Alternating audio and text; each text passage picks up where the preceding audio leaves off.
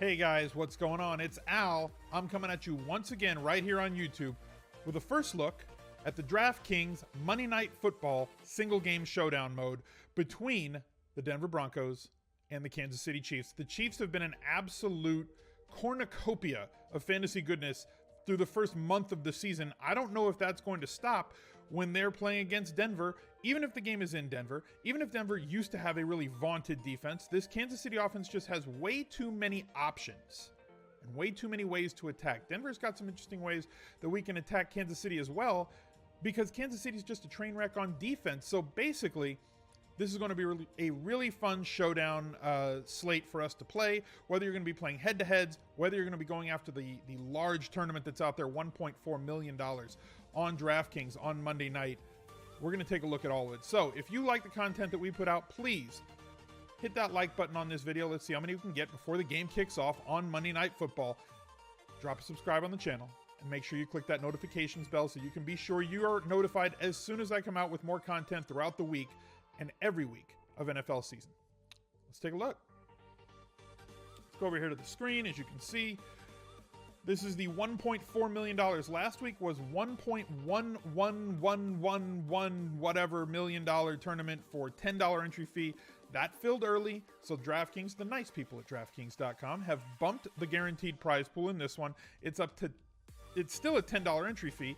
The prize pool is up to $1.4 million with $250,000 going to first. Now, it's entirely possible that unless some crazy stuff happens, like happened in the Browns game where the quarterback gets concussed and the backup quarterback plays and he's only 2% owned, or even last week on Monday night between the Vikings and the Rams when we had a situation where a touchdown was scored by the number 4 wide receiver, or 2 touchdowns were scored by him. So people who plugged him into the captain spot, and there weren't that many, even though he didn't play all that many snaps, Aldrick Robinson just completely tore the slate apart by scoring 2 touchdowns on very limited routes, very limited targets, and the people that had him in their captain spot afforded every single other big player, Goff, Kupp, and everybody else that went through. So we're going to go through a cash game look, kind of a first look while we run through these players, and then we're going to look at a couple of tournament options and ways that we can like it. The first guy that you're going to want to have on pretty much every lineup that you own, whether it's cash or tournaments, is going to be Patrick Mahomes. Now, whether or not you can afford him at your captain spot, I don't know. He's priced up to $19K in the captain spot,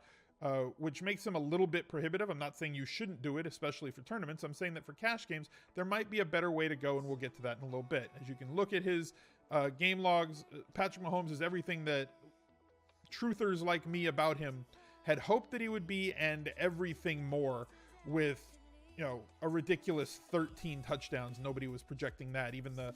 Even the most loyal of Mahomes truthers weren't projecting 13 touchdowns in the first 3 games.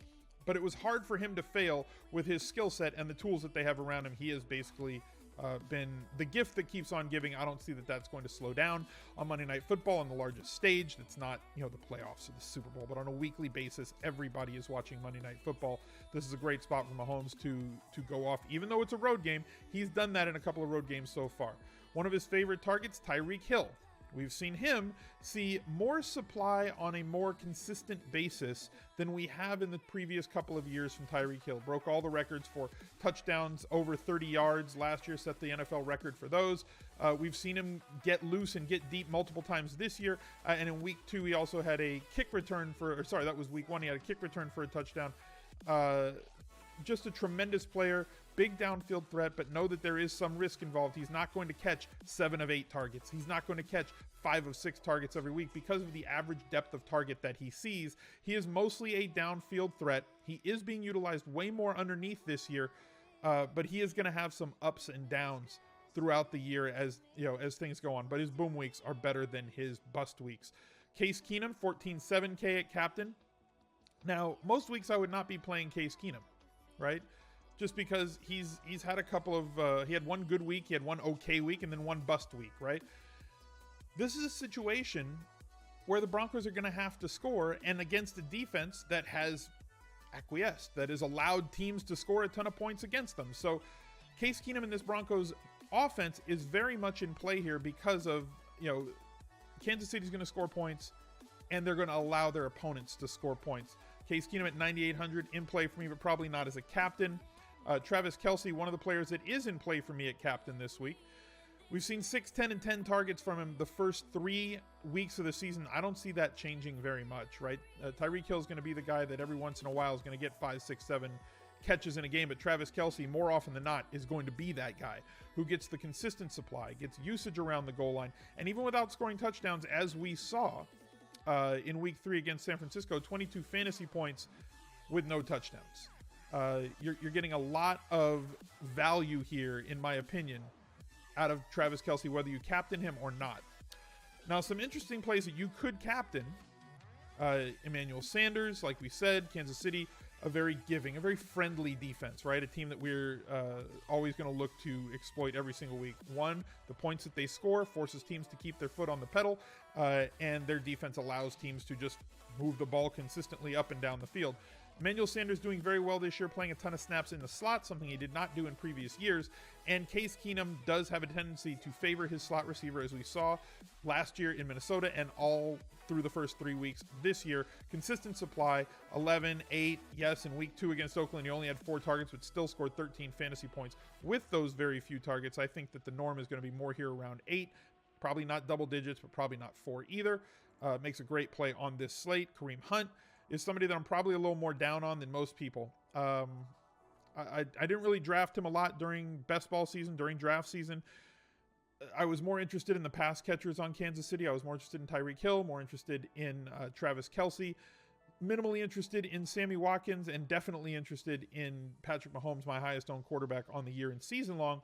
And we kind of see why. Mahomes is a gunslinger. He's not really going to check down. He's going to take shots down the field. He's going to try and force things into small windows. And there's plenty of space for him to do it because of the talent, the grouped talent and complementary talent that he has surrounding him. So Kareem Hunt pretty much out of the puzzle or out of the picture in terms of the passing game, 1 target in each of the last 3 weeks. That's just not going to do it for me on DraftKings with full PPR, where I want 4, 5, 6 targets a week from my running backs. Yes, he fell into the end zone twice in week 3 against San Francisco and salvaged his day with 16 fantasy points. But realistically speaking, if I'm going to get 18 touches out of a running back, I want it to be somebody that's not just kind of a goal line back or hoping that they bust a 40 or a 50-yard touchdown on the ground, especially considering that he's got a long of 16 on the year. Sammy Watkins, Demaryius Thomas at 11K at captain, I think is extremely interesting. And I'll tell you why, because he basically just allows us to afford everything else, and he's getting a ton of looks, right? 5 catches in every game so far, double-digit targets in 2 of the 3 games, though in week 2 he did have the drops, and he's only gotten himself into the box 1 time. I think that's going to change by the end of the year, and this is as good a matchup on the outside as Demaryius Thomas is going to get. There is not going to be a worse set of cornerbacks on the outside that he will face all season long until he faces Kansas City again at Arrowhead. So those are the guys that I'm considering for captain. As we've been saying, for your flex positions, usually for cash, right? The way that I start is by taking 2 between the kickers and the defense, and then I'll work outward from there in concentric circles. So very simply, we can just plug 2 kickers or pick 1 defense. I'm just going to plug 2 kickers to start, and then we can adjust from there as we go. As I was saying, it's going to be tough to fit Mahomes. You have an average salary of $8K, and everybody that we want to roster is a little bit higher than that, and I want to be able to have at least one of the 2 quarterbacks in my lineups this week. Travis Kelce at 14K I think is definitely playable, giving us 12K here, 8K to play 2 more guys, one of them being Emmanuel Sanders, and then 7K, this is just a dead range, right? Just an absolute dead range. If you want to reach down to Lindsey, I personally like Freeman at 4K. I actually like him better than the kickers. So taking the kicker out of there, right? Let's just take 1 kicker out of there, leaving us with 6,400, still in that dead range. You could plug Lindsey if you wanted. I like Courtland Sutton as well. The way that they've priced it this week, I don't think that we need to go with the kickers, to be honest with you. You can pull them out in cash basically all you want. The question is going to be, how do we get that second guy? Because this gap here, right? This gap here is massive. Between Lindsey at 5,800, Freeman at 4,000, Sutton at 36, right? This gap is pretty big to get us up to the next guys like Thomas and Watkins and everybody else. If we want to come down on captain, and this is what I was suggesting before, coming down on captain for somebody like this, that allows us to get maybe a Travis Kelce into this lineup.